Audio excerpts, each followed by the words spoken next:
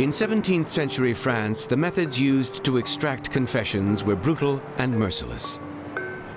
François Ravaillac, assassin of King Henry IV, endured one of the cruelest available. Ravaillac stood trial for several days, during which time they repeatedly asked him who were the conspirators, and he consistently said, "I did it alone."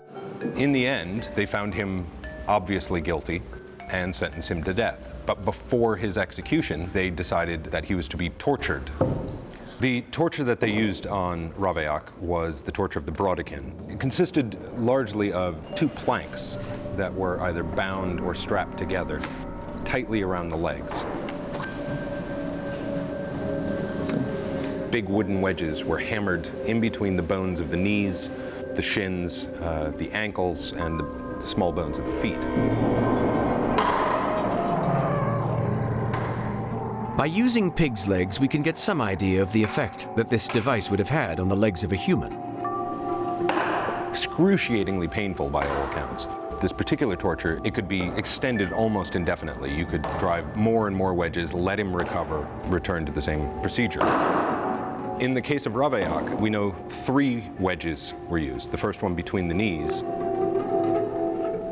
caused him to cry out, "Pardon me for my sins. I swear to you that what I have told you is the complete truth. No one else helped me. Have mercy." The torture master, he started hammering in on the second wedge.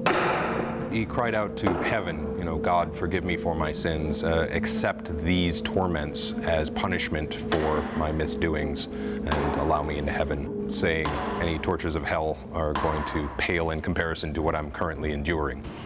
They then tried a third wedge, driven between the ankle bones. When the first hammer struck, he passed out, breaking into an all-over sweat. They had to revive him to continue the questioning the next day.